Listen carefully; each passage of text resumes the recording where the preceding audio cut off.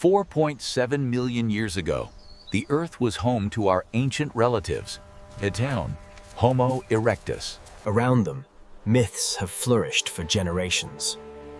Today, we separate myth from fact. In reality, Homo erectus displayed remarkable intelligence. They cooperated, shared knowledge, and planned to.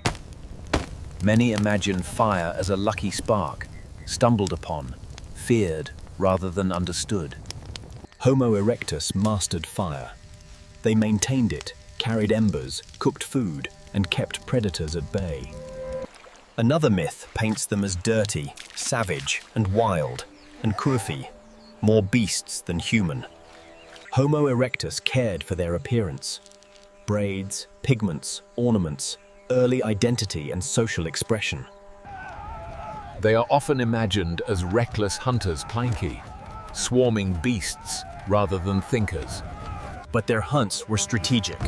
Terrain, signals, and teamwork, precursors to the tactical intelligence of modern humans. Many believe Homo erectus relied on crude, accidental tools, nothing more than sticks and stones. In reality, they were expert toolmakers, shaping stones with precision and foresight, passing knowledge across generations. For centuries, they were imagined as emotionless creatures driven only by instinct.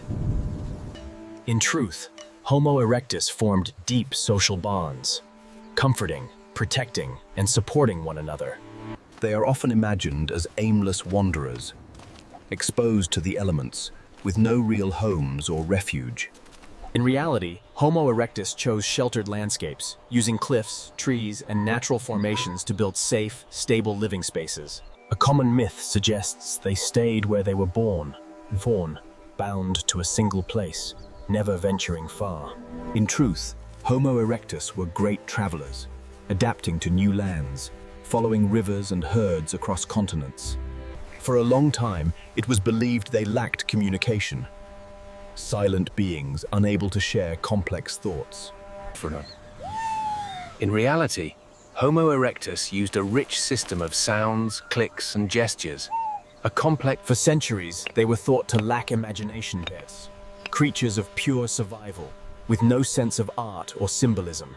In reality, Homo erectus used pigments, patterns, and decoration, the first steps towards symbolic expression and art. For a long time, they were seen as careless, leaving their young to fend for themselves.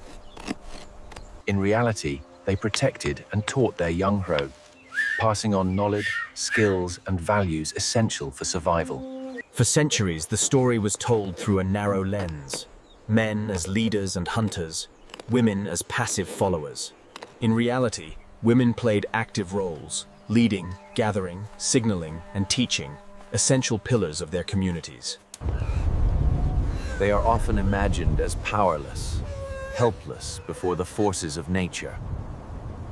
In reality, they shaped their environment, using trees, rocks, and resources to create safe, efficient living spaces. They were often portrayed as fragile, unable to withstand the brutal shifts of climate.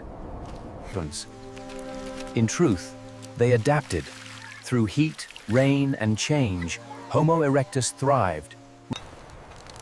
They've been portrayed as clumsy and slow, striking stones without thought or refinement.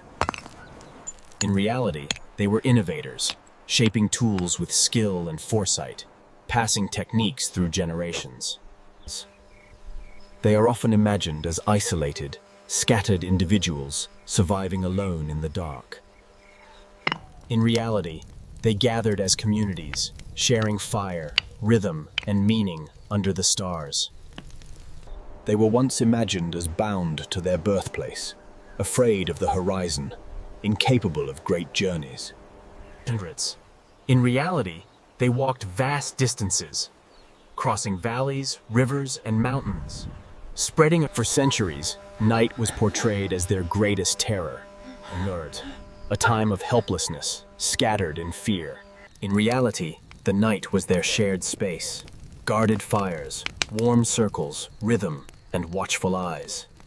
For a long time, they were imagined as isolated tribes, suspicious, disconnected, unable to work together. In reality, groups met, signaled, and exchanged resources, forging bonds that expanded their survival horizons. They were often imagined stumbling upon water by accident, desperate wanderers in a hostile land. In reality, rivers were their lifelines, guiding their movements, shaping their camps, sustaining their journeys. They were once thought to drift through time, unaware of seasons and cycles. In reality, they observed the rhythms of nature, herds, rains, stars, and sun heat. They were often seen as prey, scattered, terrified before the night's hunters. In reality, they stood together free, fire, sound, and rhythm, turning predators back into the shadows. They were once portrayed as creatures of the moment, consuming, wandering, leaving nothing behind. In reality, they stored and planned, preparing for lean times, shaping their future with foresight. They were once imagined as indifferent, abandoning their dead to the savannish winds. In reality, they remembered. Through ritual, gesture, and okresa, the earliest traces of memory and meaning.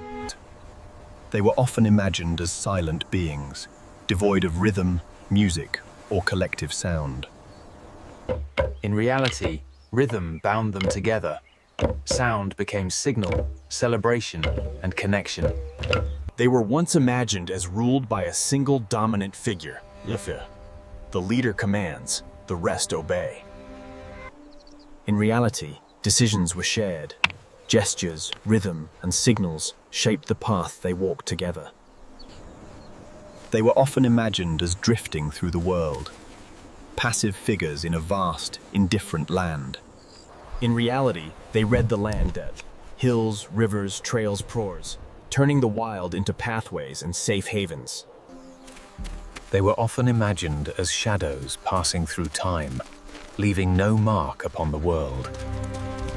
In reality, they marked their world, lines, stones, and patterns whispering across millennia. They were not shadows, not beasts, but people, shaping, learning. The myths are fading, the facts remain. This was Homo erectus.